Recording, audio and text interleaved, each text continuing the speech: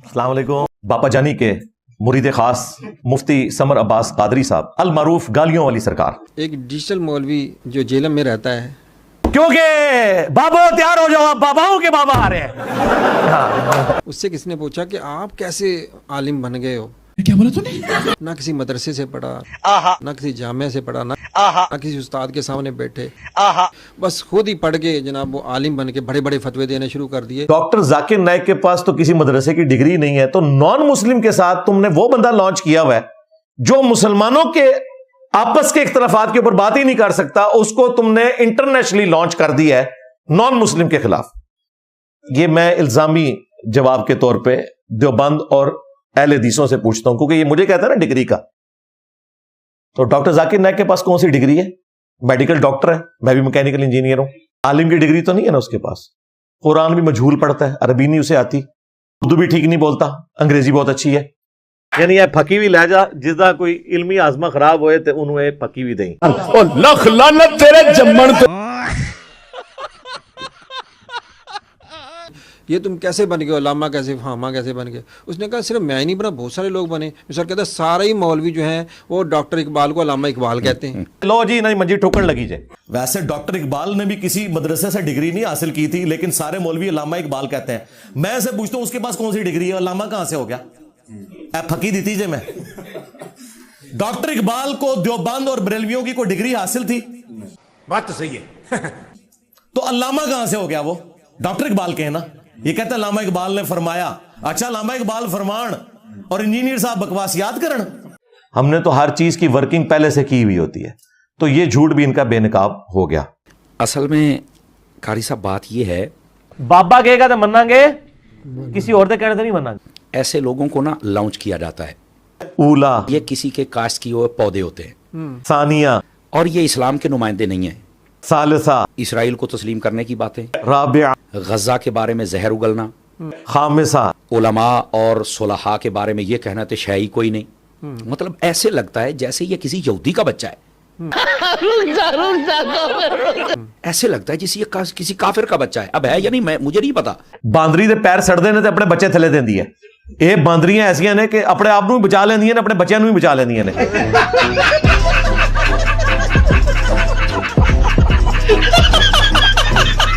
माफ करना, मुझसे मैं इधर उधर निकल जाता हूँ। अब उसी तरफ वापस आए। लेकिन अंदर का बुग़्ज़ ये बताता है कि ये तो यार लगता है कि मतलब मजमुआ कुफ्र है। ये तो इन्होंने सोचा ही नहीं था कि कितनी बड़ी गलती हुई है बगदाशी वालों से कि उन्होंने यूट्यूब बनाई है। और अपनी बातों से उलमा ने इस बात को वाज़ेह किया। अपनी बातों की वजह से वो दायरे इस्लाम से निकल भी चुका है।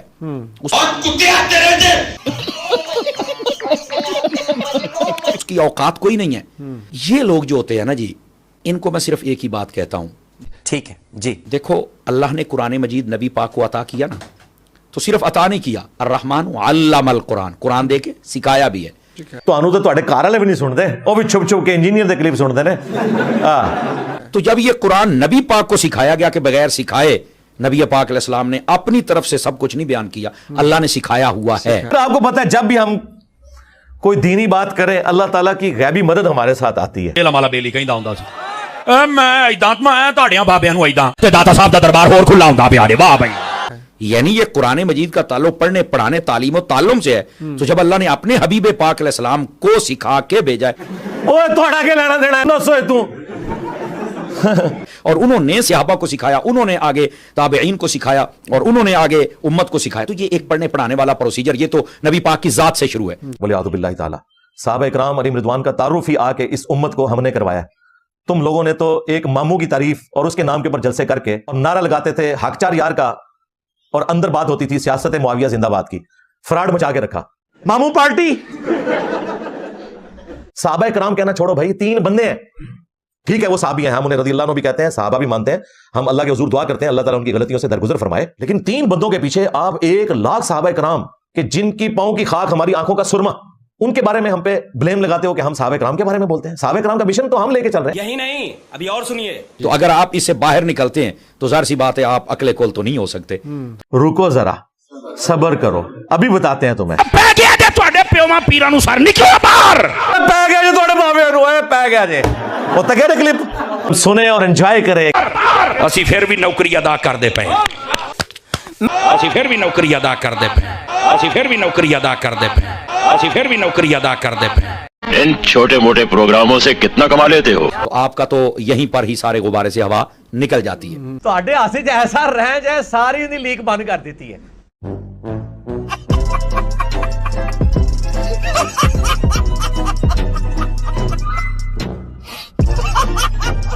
दूसरी बात, कुरान को और दीन को इतना आसान हदफ ना समझे क्या बोला तूने?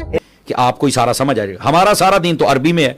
कहते रहो भाई ਤੁਹਾਨੂੰ ਅਸਲ ਮਸਲਾ ਦੱਸਣੇ ਕੀ ਹੈ, ਇਹ ਵੇ ਕਹਾਣੀ। तो नबी अलैहिस्सलाम पूरी जिंदगी जिस किताब को एम्फसाइज करते रहे, उस किताब को आग लगाने पर काफिर पर तो गुस्सा है, जो आपने इंटेलेक्चुअल आग इस किताब को लगा रखी है, फिजिकल आग नहीं लगाई हुई। लेकिन एंड रिजल्ट यह है कि उन्होंने भी किताबुल्लाह की तौहीन की, आपने तौहीन इस हवाले से कर दी कि कुरान के ऊपर अमल ही नहीं किया, कुरान को जुज़दान में लपेट के रख दिया, उसका तर्जुमा ही नहीं पढ़ा। और यार कोई गोरा भी आपको खत लिखे ना, तो आप 4 दोस्तों के पास जाएंगे उसका तर्जुमा करवाने के लिए, और जो अल्लाह ने आपकी किताब जिंदगी आपकी तरफ भेजी, आपके पास ये टाइम भी नहीं कि उसके तर्जुमे हुए में। अगर आप बरेलवी हैं, मज़हब बरेलवी साहब का तर्जुमा पढ़ लें, अगर देवबंदी हैं, अशरफ थानवी साहब का पढ़ लें, अगर अहले हदीस हैं तो जूना घड़ी साहब का पढ़ लें, अगर आप अहले तशय्युअ हैं तो सैयद फरमान अली शाह साहब का पढ़ लें, अगर आप बिल्कुल सादा मुसलमान हैं, किसी का नहीं पढ़ना चाहते, न्यूट्रल बंदों का, तो आप मौलाना मदूदी का पढ़ लें, और इसी तरीके से फतेह मोहम्मद जलंधरी का पढ़ लें। वो पढ़ो सही, रोंद ना मारो। तो कुरान को उन्होंने आग लगाई भी है, और आपने आग लगाए बगैर कुरान बैन किया हुआ है। और इससे बढ़कर यह कि इंडिया पाकिस्तान बांग्लादेश का मौलवी कहता है कुरान डायरेक्ट ना पढ़ना, गुमराह हो जाओगे। ये जो यहूदी नुमा मौलवी आपके मिंबर पे चढ़ा हुआ है, अगर आपको कोई यहूदी ईसाई आके कि कुरान नहीं डायरेक्ट पढ़ना, आप गुमराह हो जाओगे, आप कहेंगे अल्लाह का दुश्मन है। और अगर मौलवी कहता है तो आप कहते हैं सुभान अल्लाह, बिल्कुल सही कह रहे हैं मुफ्ती साहब। तो इसकी फकी मेरे पास है। और ये उर्दू की किताबें पढ़ के बकबक कर रहा है। तो जिसको अरबी की आसास ही नहीं पता, जबान के नहीं पता, समझ आ रही ना जी? समझ रहे हो? समझ रहे हो आप?